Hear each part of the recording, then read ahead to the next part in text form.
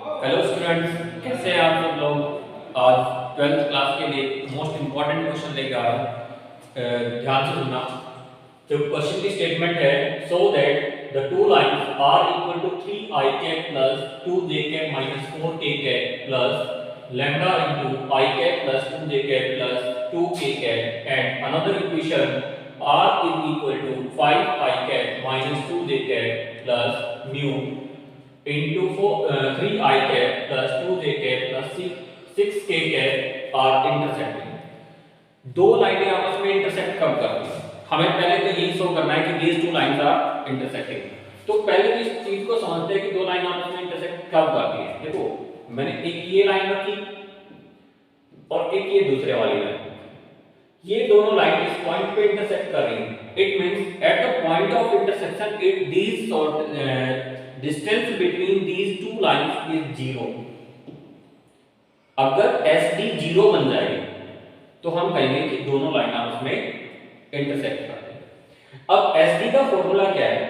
जब हम SD निकालते हैं तो ये आया modulus A2 vector minus A1 vector की dot product B1 vector plus B2 vector के साथ divide by B1 cross B2 vector का मैग्नीट्यूड। ये सब मॉडुलस के अंदर है। अब बात करते हैं, क्योंकि लाइन इंटरसेक्ट कर रही है तो ये SD किसके इक्वल आया? 0 के।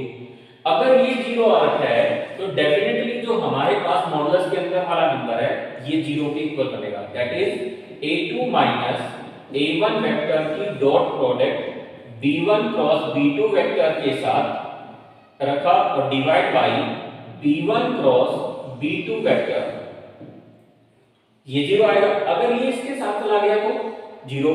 क्यों? क्योंकि ये तो एक नॉन जीरो क्वांटिटी है, ये तो कभी 0 नहीं आएगा। अगर ये 0 आ गया तो ये पूरी की पूरा सिस्टम क्या बन जाएगा? नॉट डिफाइंड बन जाएगा। इंडिटरमिनेट फॉर्म में भी हो सकता है। अगर ऊपर वाला भी 0 है नीचे वाला भी 0 है तो इंडिटरमिनेट फॉर्म में चला जाएगा। अगर ये इसके साथ चला गया 0 तो हमारे पास बचा सिर्फ क्या? A2 vector minus A1 vector की dot product B1 vector cross B2 vector के साथ किया और ये रिजल्ट रह गया 0 के।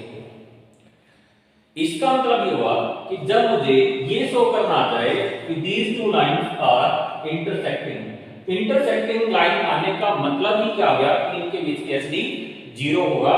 और SD 0 करने के लिए मुझे ये चीज शो करना पड़ेगा कि A2 vector minus A1 vector की dot product B1 vector cross B2 vector के साथ 0 के इक्वल आ रखी। चलो अब इसको करते हैं। जब यहां पे गया तो हमारे पास सबसे पहले जो B1 इक्वेशन है उनको उठा लो। R इक्वल टू पहली इक्वेशन है 3ik plus 2jk minus 4kk plus lambda into ik plus 2jk और plus 2kk। Second equation R is equal to 5ik minus 2jk plus mu 3ik plus 2jk plus 6kk। मान लो ये पहले वाली जो equation है ये L1 है और दूसरे वाली L2। भाई लाइन 1 की इक्वेशन को L1 लिख लिया, लाइन 2 की इक्वेशन को L2 लिख लिया। अब जो जनरल फॉर्म होती है, जनरल फॉर्म वो आती है R is equal to A vector plus lambda B vector. A vector plus lambda B vector. A vector represent करता है जिस पॉइंट से इक्वेशन, जिस पॉइंट से लाइन पास हो रही है। B इसका डायरेक्शन करता है, B क्या इसका डायरेक्शन करता है। इस हिसाब से अगर हम जनरल इक्वेशन को गिवन के साथ कंपेयर करें तो ये हमारे पास क्या बनेगा? R is equal to A1 vector plus lambda B1 vector और दूसरे वाला R equal to A2 vector plus lambda या म्यू B2 वेक्टर। तो A1 A2 B1 B2 को यहां से इवैल्यूएट करें तो A1 वेक्टर हमारे पास आया 3ik plus 2jk minus 4kk। लिख दो यहां पे 3ik plus 2jk minus 4kk। इसी तरह से A2 वेक्टर हमारे पास बना 5ik माइनस 2jk। और b1 वेक्टर क्या बनेगा, b1 वेक्टर बना i cap plus 2j cap plus 2k cap और b2 वेक्टर बना 3i cap plus 2j cap plus 6k cap. ठीक है, अब हमने इस प्रोसेस के ऊपर लेके आया है, ये चीजें चाहिए हमें a2 minus a1 dot b1 cross b2 equal to 0 हमें प्रूव करना है। तो पहले इसको सोल्व करते हैं।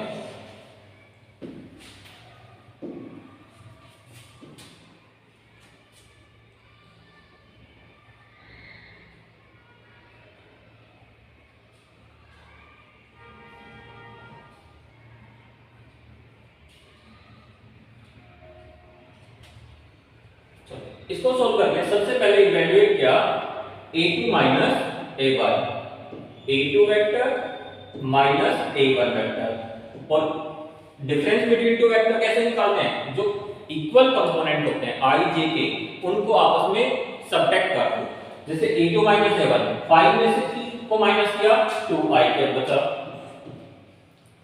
फिर -2 और माइनस का 2 माइनस का 4 j कैप, यहां पर प्लस में 0 k कैप लिख दिया, k वाला कंपोनेंट तो नहीं था तो k की जगह इसका k का कंपोनेंट रख लिया 0 k cap minus 4 k cap, यानी कि प्लस का 4 होता। ठीक है, अब b1 वेक्टर की क्रॉस प्रोडक्ट b2 के साथ इवैल्यूएट करते हैं और ये आता है एक डिटरमिनेंट को सोल्व करना। इसमें first row i j k, second जो b1 के कंपोनेंट है 1 2 और 2, 1 2 और 2, और b2 के कंपोनेंट b2 वेक्टर के बनेंगे 3 2 और 6, 3 2 और 6। इसको इवैल्यूएट करें।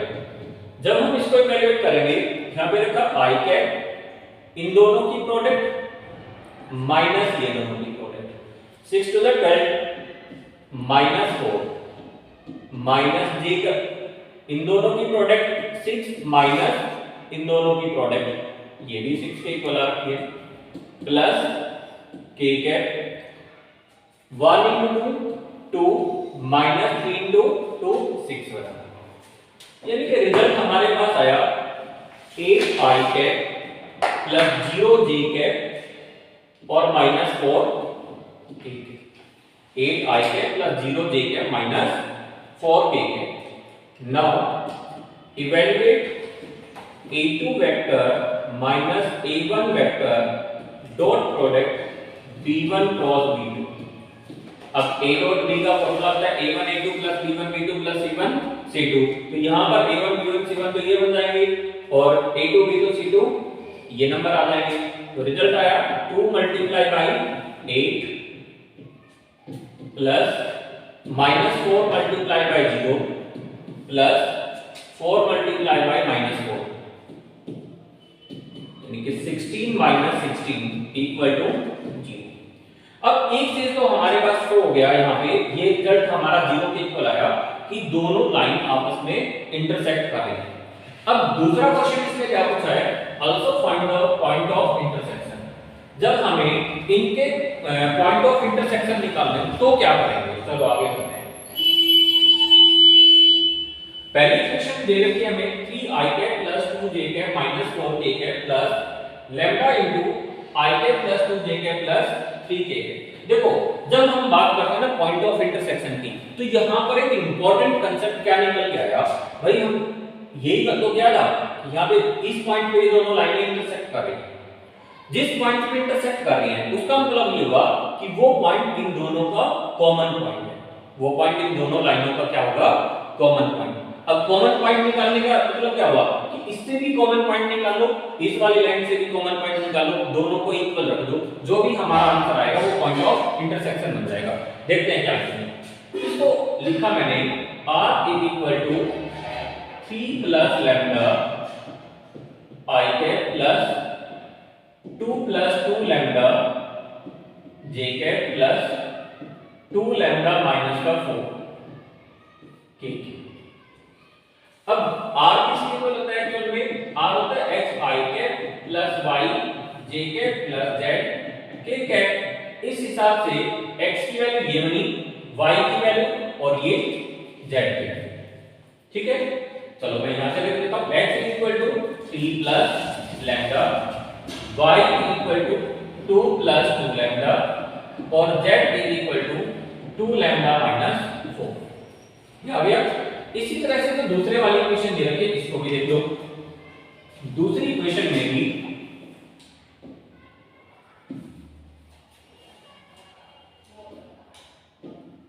हमने लिखा r is equal to 5 plus 3 mu I cap plus 2 mu minus 2 j cap plus इसके बाद यहां पे 6 mu k cap plus 6 mu और k कैट, क्योंकि यहां पे तो k का कंपोनेंट 0 था। फिर से ये x की वैल्यू, ये y की वैल्यू और ये z की वैल्यू, दोनों को आपस में कंपेयर कर दो, क्योंकि at the point of intersection दोनों से ये पॉइंट जो आएगा वो कॉमन आएगा। तो यहां पर क्या कंसेप्ट बना, फिर इसको x वाली वैल्यू को x के साथ कंपेयर कर दो। मैंने लिखा 3 plus lambda is equal to 5 plus 3 mu, 5 plus 3 mu. Equation बनी 3 plus lambda is equal to 5 plus 3 mu, और इसको सोल्व किया, 3 म्यू को साइड में ट्रांसफर किया और 3 को लेफ्ट से राइट में ट्रांसफर कर दिया, lambda minus 3 mu is equal to 2। अब बात करते हैं y के कंपोनेंट की। y किसके इक्वल आ रहा है, एक साइड में 2 प्लस 2 लैम्डा और दूसरे साइड में y की वैल्यू है 2 म्यू माइनस 2, 2 म्यू माइनस 2। इसको इस साइड में ट्रांसफर कर लिया, इसको यहां पे ट्रांसफर करो तो रिजल्ट बना 2 lambda minus 2 mu is equal to minus 4, और 2 से डिवाइड करने के बाद lambda minus mu is equal to minus 2। इसको इक्वेशन नंबर 2 मान लो।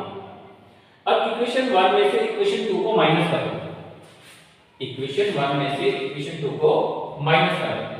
Equation 1 minus equation 2, lambda minus lambda cancel हुआ, minus 3 lambda sorry minus 3 mu और प्लस का म्यू, माइनस 2 म्यू बना is equal to minus 4 plus 4 और mu is equal to minus 2। Mu की value क्या बन जाएगी, माइनस का 2। और अगर मैं म्यू की वैल्यू को इक्वेशन नंबर 1 या इक्वेशन 2 में रखता हूं तो लैम्डा की वैल्यू आ रखी है -2 -4, भाई ये इधर चला जाएगा उस केस में -4। देखो अब हमारे पास क्या आ गया, लैम्डा की वैल्यू क्या रखी है और म्यू की वैल्यू क्या रखी है। या तो लैम्डा की वैल्यू इन वैल्यूज के अंदर रख दो या म्यू की वैल्यू इनके अंदर रख दो, दोनों से सेम रिजल्ट मिलने वाला है। मैं लैम्डा की वैल्यू -4 यहां पे रखता हूं। जब लैम्डा की वैल्यू -4 रखूंगा तो हमारे पास बनेंगे point of intersection, point of intersection x is equal to 3 minus 4 equal to -1, y is equal to 2 plus 2 multiply by -4 -6 बना, और z is equal to 2 into -4 और माइनस का 4 -12 बना। So these -1, -6 और -12 these are the required point of intersection। अगर video अच्छा लगा तो शेयर करो, लाइक करो और कमेंट करो। Thank you.